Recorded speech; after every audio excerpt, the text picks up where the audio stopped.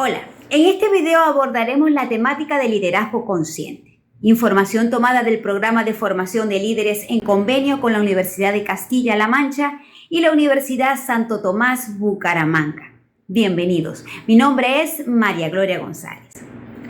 Comencemos por definir qué es liderazgo. Según el diccionario del administrador del TORCAT, define liderazgo como el procedimiento que contribuye a estimular, motivar y direccionar seres humanos, pensamientos, creencias y propósitos. También nos dice que es la ascendencia interpersonal ejercida con la finalidad de conseguir y avanzar hacia un objetivo. Para Chiavenato, lo define como la influencia interpersonal producida en una situación y que está ejercida a través de procesos de comunicación con un propósito o finalidad particular. En otras investigaciones nos encontramos que es un proceso que consiste en influir en la gente para que se integren en la búsqueda de lograr y cumplir una meta en común. También nos señala que el liderazgo es el proceso que ayuda a otros a realizar el trabajo con entusiasmo hacia objetivos previamente determinados. Es una acción básica que hace más fácil el éxito de una organización. Ahora bien, el liderazgo consciente está orientado al espíritu de una ley, de un siglo, de la literatura, de una época, de una organización o corporación empresarial. En este último es donde nos enfocaremos. Las empresas actualmente necesitan de un líder para avanzar y progresar día a día, así como para guiar a sus seguidores, destacar sus fortalezas y ayudarlos a mantener sus debilidades para sobresalir entre los demás. La figura del líder en las empresas facilita la conducción de las personas, ayuda a desarrollar el talento y lograr y mantener un clima organizacional armónico y desafiante. A continuación, se explican algunas razones por las cuales es importante ser un buen líder. Marca la diferencia. Ten en cuenta que los líderes toman decisiones cuya repercusión tienen un gran alcance. Aprovéchalo para inculcar valores y principios, ya no solo desde el punto de vista de un líder, sino desde la perspectiva de una persona cuyas palabras y comportamientos van a calar en el resto de las personas que tienen a su mando, las cuales a su vez, a través de esa experiencia, calarán a sus allegados. Fomentar el cambio. El cambio es algo constante y habitual en nuestro entorno. Y uno de los aspectos más difíciles para cualquier grupo u organización es adaptarse a los cambios. Un líder eficaz abrazará el desafío del cambio y lo tomará como una oportunidad para mejorar y para crecer. Cambiar es positivo y constructivo, y ese es el mensaje que un buen líder ha de fomentar en el grupo. Sacar lo mejor de cada uno. Los líderes tienen la capacidad de motivar y promover la grandeza a otros. Un buen líder conoce los puntos fuertes de cada uno de su equipo y saca lo mejor de cada uno de ellos. El grupo espera que le digan qué debe hacer, pero los buenos líderes reconocen las destrezas de cada uno y sacan lo mejor de todos ellos, desafiándoles a ellos mismos a ir más allá de lo que ellos creen que son capaces de llegar. Aumenta el rendimiento. Con la capacidad de sacar lo mejor de cada persona en el grupo, el líder tiene la capacidad de aumentar el rendimiento global de toda su organización y haciéndolo además de una manera satisfactoria para sus trabajadores. No siempre las decisiones de los líderes son populares entre la organización, pero un buen liderazgo no significa escoger la decisión más popular, sino la más necesaria, teniendo en cuenta a todas las partes involucradas. Ayuda a los demás. Un buen líder no solo promueve el cambio y la mejora a sus trabajadores con fines laborales. Un buen líder dedica la mayor parte de su tiempo y energía en ayudar a sus trabajadores a tener más éxito, a desempeñar mejor sus funciones, a dar retroalimentación y proporcionar los recursos necesarios para que se dé una armonía laboral y personal. Un líder no debe mostrar sus emociones, especialmente miedo y tristeza. ¿Cuántas veces hemos oído estas afirmaciones en muchos jefes? Nos gustaría invitarte a pensar que puede ser de otra manera, que el liderazgo bien entendido es distinto, que es más fácil liderar si se hace desde las emociones. Liderar es inspirar a otros para que juntos consigan las metas que se han propuesto, hacer que el equipo comparta una visión y unos valores, consiguiendo que la suma de las partes sea mucho más que las individuales y además que los miembros del equipo disfruten y se sientan orgullosos de pertenecer a ese equipo. Y para conseguir transmitir ese entusiasmo de hacer las cosas profesionalmente con un ambiente laboral positivamente idóneo, debemos elevar el espíritu.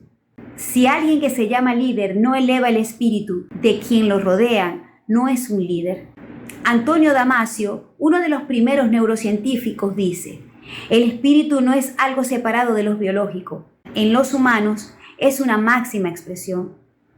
La inspiración es un proceso espiritual cuyo nivel está por encima del pensamiento cognitivo y de las emociones. La religiosidad y espiritualidad. El rastreo bibliográfico realizado indica que existe una polarización con relación a estas dos dimensiones.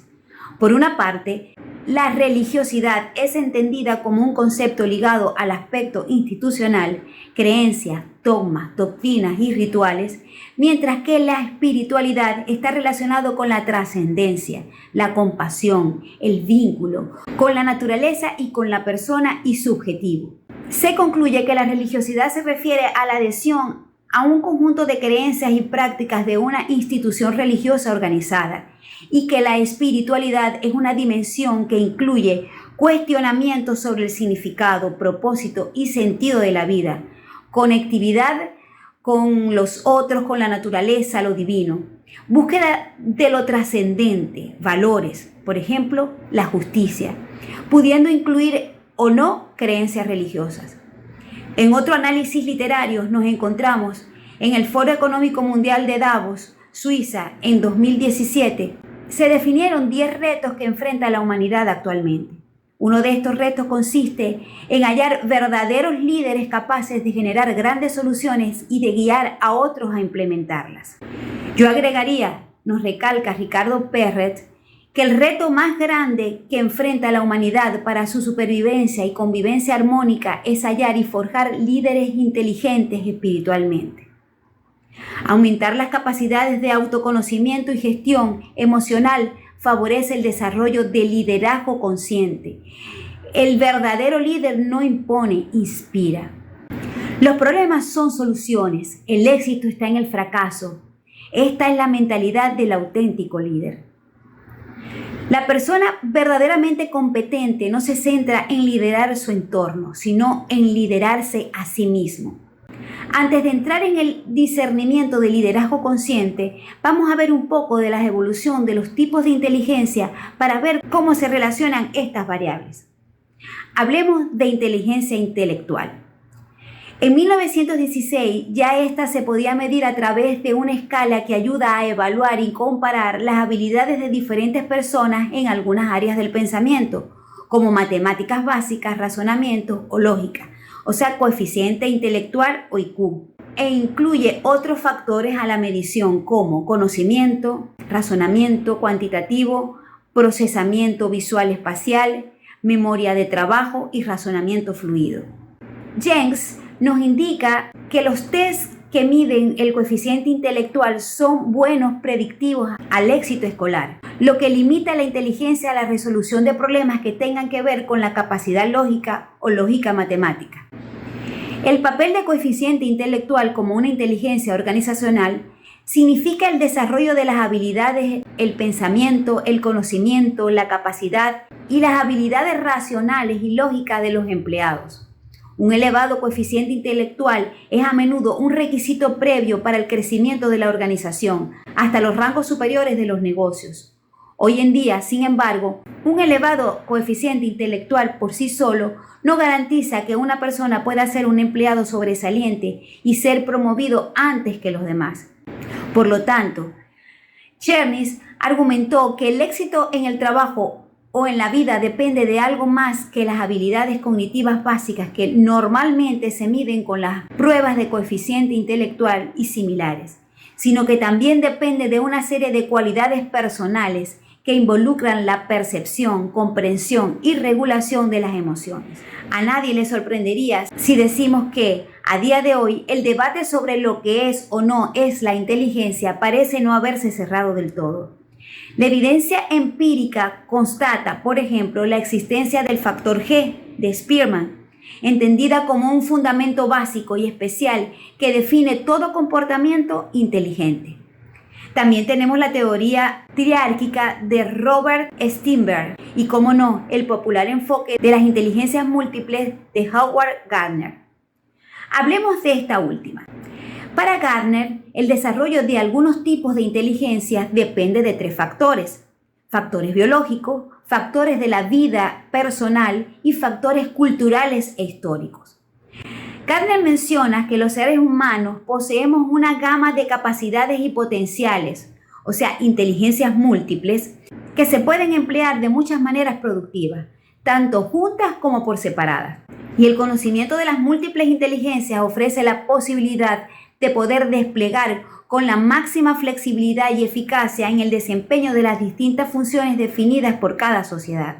De este modo, la hipótesis de las inteligencias múltiples se desarrolló con el objetivo de describir la evolución y la topografía de la mente humana, y no como un programa para desarrollar un cierto tipo de mente o para estimular un cierto tipo de ser humano.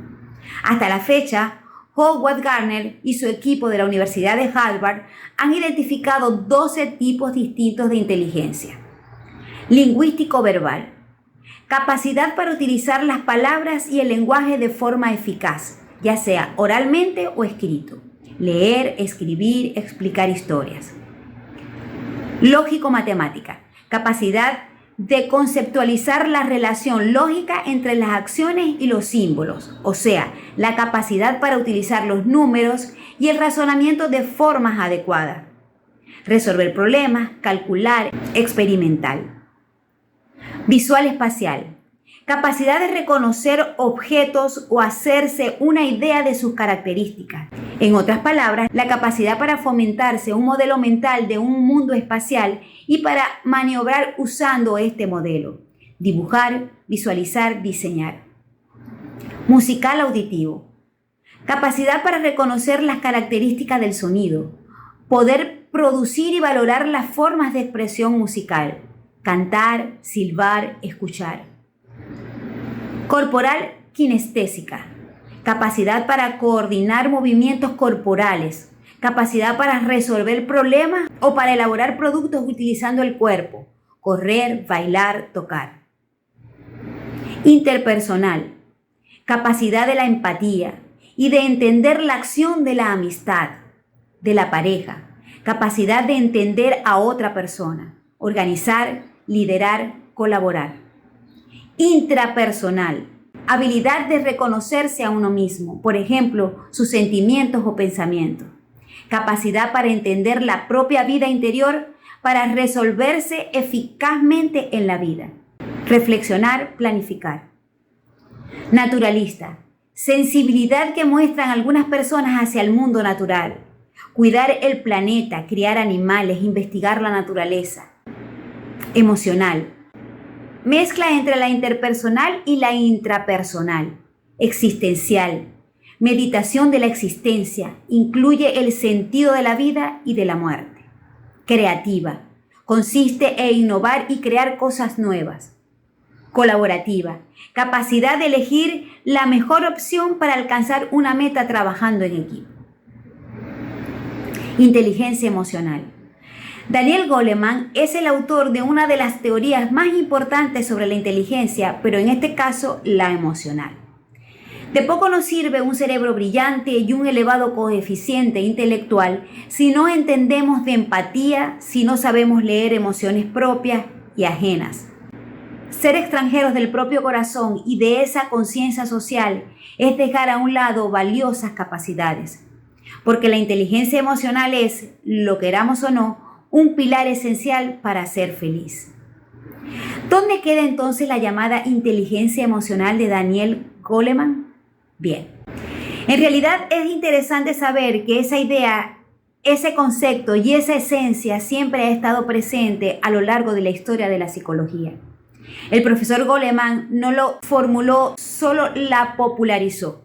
En 1995, gracias a su libro Inteligencia Emocional, de cual lleva vendidas ya más de 5 millones de copias. Vamos a profundizar en esta teoría. Historia del término inteligencia emocional. Thorndike definió ya en 1920 lo que él llamó inteligencia social, esa habilidad básica para comprender y motivar a otras personas. David Wechsler, por su parte, y llegados los años 40, dejó claro que ningún test de inteligencia podía ser válido si no se tenía en cuenta aspectos emocionales. Más tarde, el propio Gardner ya pondría los primeros cimientos con la séptima de sus inteligencias, la llamada inteligencia interpersonal, muy parecida sin duda a la emocional. No obstante, fue en 1990 cuando Peter Salovey y John Mayer acuñaron el término inteligencia emocional. En un artículo, estos autores lo definieron como la habilidad para monitorear las propias y las emociones de los demás, para discriminar entre ellas y para usar la información para guiar los pensamientos y acciones. No obstante, más tarde Goleman, un psicólogo y periodista estadounidense, la popularizó. Goleman desencadenó un movimiento que aún continúa, permitiéndonos a todos descubrir el profundo impacto que tienen las emociones en nuestra identidad, acciones y relaciones. ¿Qué es la inteligencia emocional? Esta dimensión responde a otro modo de entender la inteligencia más allá de los aspectos cognitivos, tales como la memoria y la capacidad para resolver problemas. Hablemos ante todo de nuestra capacidad para dirigirnos con efectividad a los demás y a nosotros mismos, de conectar con nuestras emociones, de gestionarlas, de automotivarnos. Dicho de otro modo, la inteligencia emocional alude a la capacidad para reconocer nuestros propios sentimientos y emociones, comprender cómo nos afectan y aprender a manejarlos de manera efectiva. La inteligencia emocional empieza con la conciencia de uno mismo y se extiende a la conciencia social. Es decir, cuando somos capaces de reconocer e identificar las emociones, tanto las propias como de las personas que nos rodean. Asimismo, supone entender que gran parte de nuestro comportamiento y decisiones se basan en emociones. El ser humano es una criatura emocional que un buen día y como legado de nuestros antepasados aprendió a pensar y a razonar. Este puede parecer un aspecto algo polémico, pero no está exento de verdad. Entenderlo, asumirlo, nos permitirá tener un mayor control sobre nuestro comportamiento. La inteligencia emocional no es medida por la prueba que calcula un coeficiente intelectual. Nos permite, entre otras cosas, reconocer las propias emociones y las de los demás, discriminar entre ellas y usar esa información para guiar nuestros pensamientos y acciones.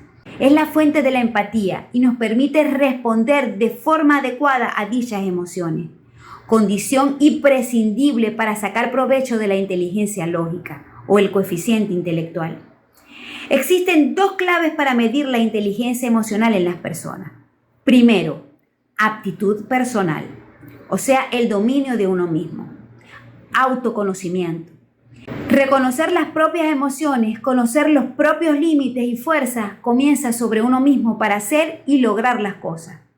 Autorregulación. Controlar los impulsos, utilizar la correcta expresión de las emociones, flexibilidad para manejar el cambio.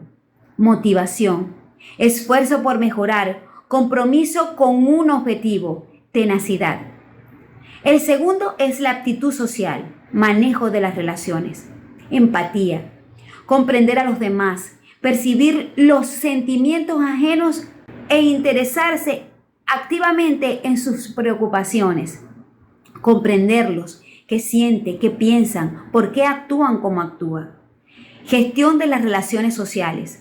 Controlar y desarrollar y gestionar las relaciones sociales. Hablamos aquí de poder ser asertivos, saber comunicar, respetarnos a nosotros mismos, ser pacientes, abiertos, compasivos, positivos. Inteligencia espiritual. Los empleados enfrentan emociones incómodas como la ira, ansiedad, estrés y frustración en el trabajo. Muchas organizaciones han intentado mejorar la capacidad de los empleados para manejar y controlar su estado emocional, ya que afecta sobre su desempeño laboral y su satisfacción laboral. Por ejemplo, Las anormalidades que son el resultado del estrés y la ira podrían prevenir a través de un mecanismo de entrenamiento efectivo, como el manejo del estrés y la ira, que en última instancia influirá en el comportamiento humano y mejorará las habilidades de comunicación. De manera inteligente, controlar las emociones de uno mismo y comprender las emociones de los demás en cualquier entorno puede ser muy útil para lograr los objetivos. Sin embargo, recientemente la investigación ha postulado que el umbral de la inteligencia humana va más allá de la inteligencia emocional. Por lo tanto, esta declaración destaca aún más que la importancia de la inteligencia espiritual está siendo ignorada en el marco de la inteligencia humana y más específicamente en el proceso de desarrollo de recursos humanos. Las inteligencias lógicas y emocionales están muchas veces en conflicto. ¿Cómo encontramos el modo de superar estas contradicciones? La inteligencia espiritual, que opera a otro nivel e integra el coeficiente intelectual y la inteligencia emocional. Sogan y Marshall vinculan el concepto de espiritualidad con el de inteligencia. Es la inteligencia fundamental. Le permite a la persona enfrentar y solucionar problemas de significados y valores, ver a la vida en un ambiente mucho más amplio y significativo, y asimismo determinar qué acción o rumbo es más importante y valioso para nuestra vida. La inteligencia espiritual está en todo nuestro ser, como un todo, trabajando de manera armoniosa con la inteligencia racional y la inteligencia emocional. La inteligencia racional responde al qué, la inteligencia emocional responde al cómo y la inteligencia espiritual responde al para qué. La inteligencia espiritual se distingue por las siguientes características: capacidad de ser flexible, poseer un alto nivel de conciencia de sí mismo, capacidad de enfrentar y trascender el dolor y el sufrimiento, la capacidad de ser inspirado por visiones y valores, reluctación a causa de daños innecesarios, tendencia a ver las relaciones entre las cosas, el holismo, marcada tendencia a preguntar ¿por qué? O ¿y si? O ¿para qué? Y a pretender respuestas fundamentales. Facilidad para estar contra las convenciones, contra las creencias. Sogan y Marshall afirman que el punto divino puede ser una condición necesaria para la inteligencia espiritual, pero no es suficiente. Para conseguirla, todo el cerebro, todo el ego, toda la vida debe estar integrado, tal como se observa en la siguiente gráfica. Las tres posibilitan afrontar la vida desde una gran capacidad de resiliencia y una comprensión holística para entender el significado y el sentido de los propios actos.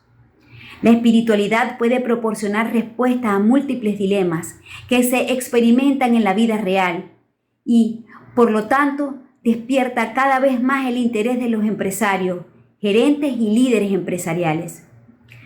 En los últimos años, la espiritualidad ha sido considerada como un elemento central de la inteligencia porque predice el funcionamiento y la adaptación y ofrece capacidades que permiten a las personas resolver problemas y alcanzar metas. Además, la inteligencia espiritual se consagró como una inteligencia viable y este reconocimiento se está manifestando con fuerza en las esferas del mundo empresarial. La espiritualidad es una forma de inteligencia que se basa en una serie de procesos y habilidades cognitivas relacionadas pero distintas que llevan a un individuo a comprender su entorno y a vivir en una vida mejor. El modelo de desarrollo holístico de recursos humanos debe incorporar las competencias de las inteligencias coeficiente intelectual, inteligencia emocional e inteligencia espiritual como sus contenidos principales para mejorar la calidad y el valor de los empleados de la organización.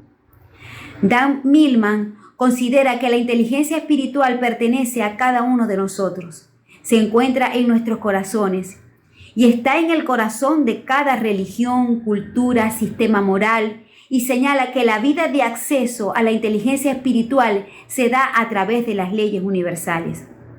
Robert Emmons considera que aquellos que tienen inteligencia espiritual poseen ciertas capacidades como la capacidad de trascendencia, la capacidad de experimentar estados elevados de conciencia, la capacidad de encontrar el sentido de lo sagrado en las actividades diarias, la capacidad de usar los recursos de la espiritualidad para resolver los problemas prácticos de la vida y la capacidad de comprometerse en llevar una vida virtuosa, expresada en el perdón, la gratitud, la humildad, la compasión y la sabiduría.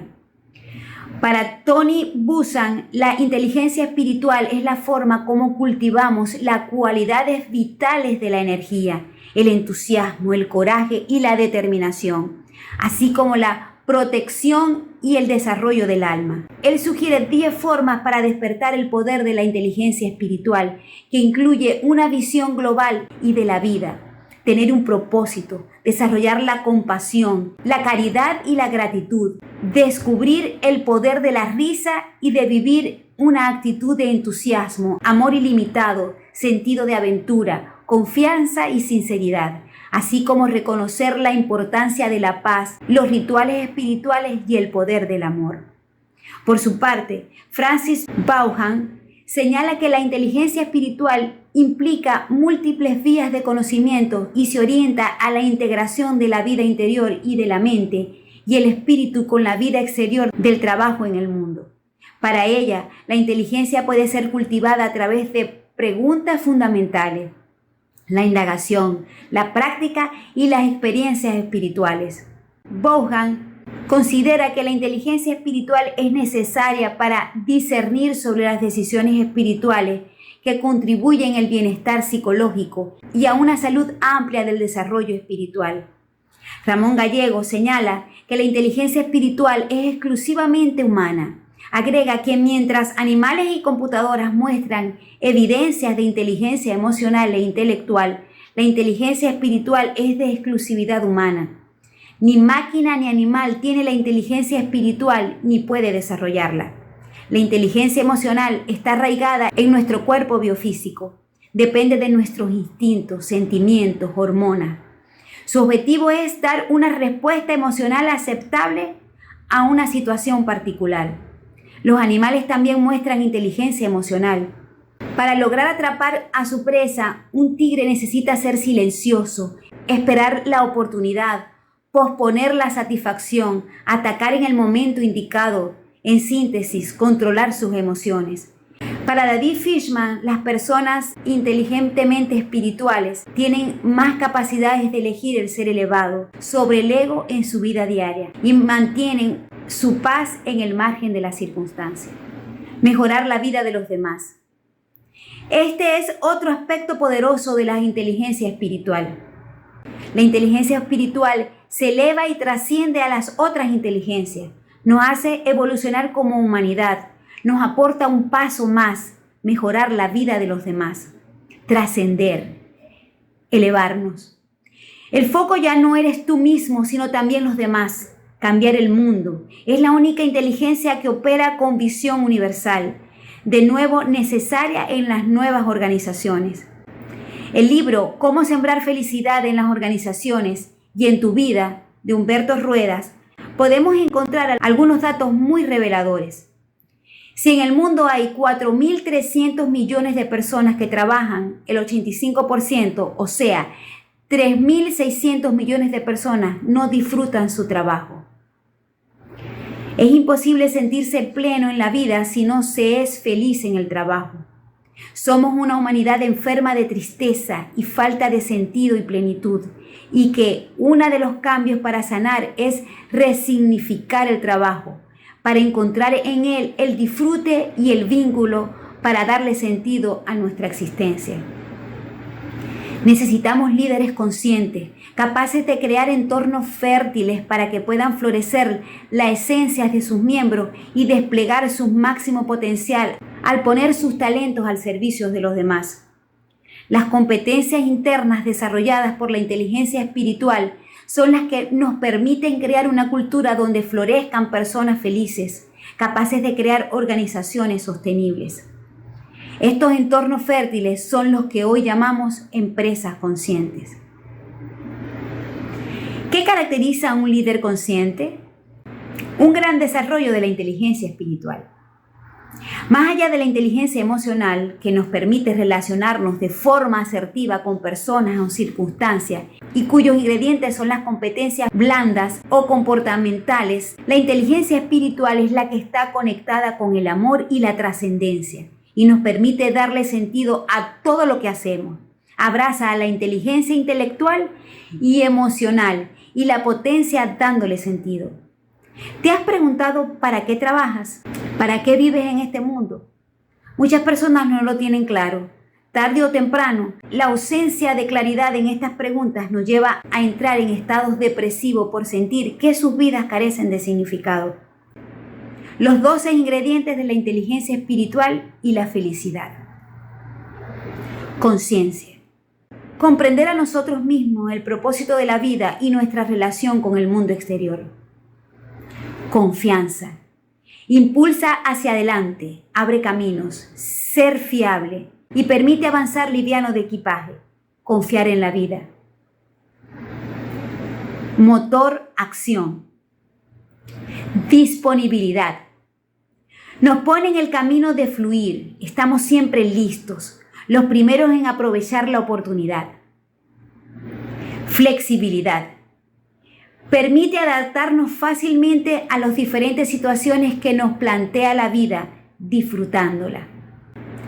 Cambiar las circunstancias. Permite reconocer nuestro poder para decir sí o decir no ante una situación que queremos o no queremos vivir.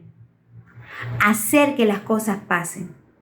Cereza del pastel, libre de resentimiento, lo que nos frena y con confianza para actuar. Estamos listos para pasar de la queja y victimismo a la ambición y realización de sueños y metas. Aprendizaje. Permite capitalizar experiencias como bagajes de vida, expandir zonas de confort y vivir mayor disfrute. Respeto. Permitir que otros vivan sus aprendizajes y crecimientos sin interferir. Enseñar a pescar versus dar el pescado. Asumir. Permitir hacernos cargo de nuestra vida, acciones y consecuencias, del rol víctima al consciente y empoderado. Perdón. Nos libera del pasado. Ya no podemos cambiarlo. Errores propios y errores ajenos son parte natural del proceso de aprendizaje. Resignificar. Libera de las creencias que nos alejan de la felicidad, que nos hacen ver las situaciones como desagradables. Gratitud. Permite elevar nuestra energía para disponernos a capitalizar todas las oportunidades. Incomodidad como aprendizaje. Claves para el desarrollo de la inteligencia espiritual. El silencio.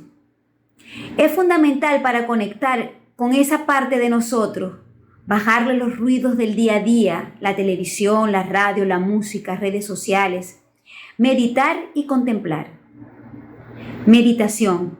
Es una de las mejores vías para acercarnos a nuestra espiritualidad y encontrarse a uno mismo. Contemplar. Es una forma de meditación contemplar un paisaje natural, el cielo, tu casa, tus hijos, un río en el mar, te ayudará con el silencio interior.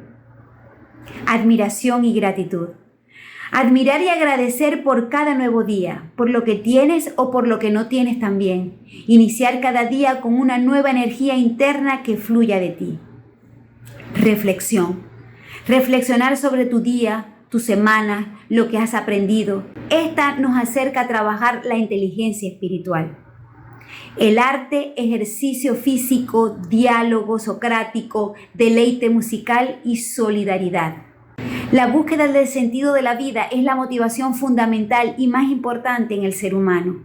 La inteligencia espiritual nos vuelve humildes, honestos, responsables, compasivos y sobre todo nos hace libres. Todo esto nos permite ir disolviendo el ego, elevar el nivel de conciencia, pasar del yo al yo. Ahora hablemos del ego, punto importante conocer para poder identificar y desarrollar el liderazgo consciente. El término ego es tan confuso como cualquier otro en psicología. La palabra en sí no solo se usa para referirse a varios constructos y procesos psicológicos distintos, sino que el paisaje psicológico está lleno de conceptos que incluye al ego de una forma u otra. Egoísmo, defensa del ego, egocentrismo, superego, ego involucrado, entre otros. Pero, ¿qué significa realmente ego? ¿De qué estamos hablando cuando nos referimos al ego? ¿Y cuál es la diferencia entre todos los términos entre los que se incluye el término ego? En pocas palabras, la palabra inglesa ego es la palabra latina para yo. Traducida literalmente, ego significa yo. Si estuvieras escribiendo te amo en latín, escribirías ego amo te. Entonces, la mayoría de los términos que incluye al ego involucrarán procesos o reacciones en los que el yo, el me o el mí ocupan un lugar destacado. Consideremos el término egocéntrico. El egocentrismo también se ha utilizado de varias maneras a lo largo de los años, pero se trata de percibir el mundo e interpretar los eventos desde el punto de vista personal. Todos somos inherentemente egocéntricos, en el sentido de que nunca podemos liberarnos de nuestro punto de vista físico. Puedo percibir el mundo solo desde mi ubicación física en el espacio, o nuestra perspectiva personal y psicológica que está influenciada por nuestras experiencias, objetivos, creencias, identidades, preferencias y prejuicios. Las personas difieren en el grado en que pueden salir de sus propias perspectivas para ver las cosas desde el punto de vista de los demás, pero todos estamos encerrados en nuestro propio punto de vista egocéntrica porque no hay forma de procesar la información excepto desde nuestro marco de referencia personal. Tal vez el término más amplio basado en el ego, por ejemplo, es egoico, y también es el menos común, aunque está entrando en boga. Egoico significa perteneciente al ego o perteneciente al yo. Los pensamientos egoicos, los motivos, las emociones y los comportamientos son reacciones en las que el yo, el me o el mí toman el centro del escenario. Una reacción egoica es aquella en la que estoy involucrado centralmente. La mayor parte del tiempo los pensamientos, los motivos, las emociones y los comportamientos de las personas están infundidos en ellos mismos, con su yo. Están pensando conscientemente en lo que quieren, lo que están haciendo, quiénes son, lo que están pensando, piensan de ellos y cómo van las cosas para ellos. En estas situaciones las personas están siendo egoicas, son altamente egocéntricas y sus reacciones son todo acerca de ellas. En otras ocasiones los pensamientos, los motivos, las emociones y los comportamientos de las personas no implican mucho ego, no mucho del yo. Cuando estás absorto en un buen libro, trabajando en una tarea atractiva, teniendo una conversación cómoda o estás en una experiencia de flujo, tu yo ha retrocedido a un segundo plano. Estás respondiendo automáticamente sin muchos pensamientos conscientes relacionados contigo mismo. Y actualmente no estás preocupado por quién eres, lo que quieres o las implicaciones de los acontecimientos para tus intereses personales o bienestar. En este tipo de situaciones, tus respuestas no están dominadas por el yo o sobre el pensamiento del me o del mí. Ten en cuenta que egoico no tiene nada que ver con ser egoísta. Las personas egoístas ciertamente pueden ser egoicas, pero las personas altamente autocríticas también pueden ser egoicas. Las personas que se ven a sí mismas muy negativamente, como las personas altamente deprimidas, a menudo lo son. Están muy enfocadas en sí mismos y por lo tanto son bastante egoicas. Estos términos egoísmo, egocentrismo, egotismo y egoísmo y sus formas adjetivales egoísta, egocéntrica, egotístico y egoico son fáciles de confundir, pero se refieren a diferentes, aunque a veces relacionadas, formas en que nuestro ego, nuestro enfoque en el yo, puede influir en nuestros pensamientos, motivos, emociones y comportamientos. Una reflexión para coquetear con la inteligencia espiritual. Piensa de un hecho dramático que ha sucedido en tu vida, que consideres que ya has superado o que ya ha pasado. Ejemplo, la pandemia, un despido, una enfermedad, la muerte de un allegado o de una persona querida. Escribe en una hoja con las perspectivas del tiempo. ¿Qué aspectos positivos crees que se han derivado del mismo? Reflexiona sobre las siguientes cuestiones. A pesar de las dificultades, ¿puedes comprender que hubo un aprendizaje para ti en ese hecho? ¿Tiene plena conciencia de que sin que se hubiera producido ese hecho, hoy tal vez no estarías aquí ni serías la persona que eres? Con los aprendizajes que tienes, la evolución que tienes, que has realizado a raíz de este hecho. En consecuencia, puedes incluso llegar a agradecer ese hecho a priori, aunque sea dramático. Aunque ahora no puedas verlo, es normal. Estás en estos momentos abiertos a considerar que es posible cambiar tu perspectiva sobre los hechos. Pasar del victimismo al aprendizaje, del ego al ser. Capas de liderazgo. Conocimiento del negocio. Competencias duras de segundo nivel, asociadas específicamente al negocio y tipo de negocios en particular que tú estás liderando. Las únicas asociadas ya con el conocimiento específico de las industrias. Muchas personas consideran que ese elemento es el esencial, pero esta es la capa más superficial. Esta capa nos invita a ser un aprendiz permanentemente y estar siempre abierto a aprender sobre nuevas formas de hacer el negocio, sobre el negocio mismo y eventualmente cuando tú cambias de tipo de negocio a otro. Sabes que tienes que adquirir ese otro conocimiento de negocio también para hacer una mejor gestión a la hora de liderar a tu equipo. El conocimiento tiene fecha de vencimiento. Herramientas de liderazgo. Competencias duras de primer nivel. Ayudan a realizar el rol de líder. Ahora sí, liderando a otras personas. Por ejemplo, la planeación estratégica, la negociación y el análisis de decisiones. Habilitar tantas herramientas de liderazgo como se pueda y saber con certeza cuándo utilizar cada una de esas herramientas. Si tu única herramienta es un martillo, tratarás cada problema como si fuera un clavo. Inteligencia emocional. Capacidad de gestionar nuestras emociones y las de los demás para, a través de nuestras acciones, generar el impacto que nosotros deseamos. Competencias blandas como el trabajar en equipo, la creatividad y la innovación son esenciales para el liderazgo. Competencias que nosotros mismos somos capaces de encender una vez desarrolladas las anteriores. Primero, el despertar en nosotros la conciencia y la capacidad de autoliderazgo y segundo, tener una vocación de servicio. La emoción nos predispone a la acción. Vocación de servir con amor. Un verdadero líder se presta como alfombra para que por encima pase su equipo. Se encarga de hacer brillar a su equipo, de conocer los talentos y permite que otros se expresen en su máximo potencial. Darles la oportunidad de crecer y que sean ellos mismos las estrellas. Se reportan 10 personas versus sirvo a 10 personas. Autoliderazgo.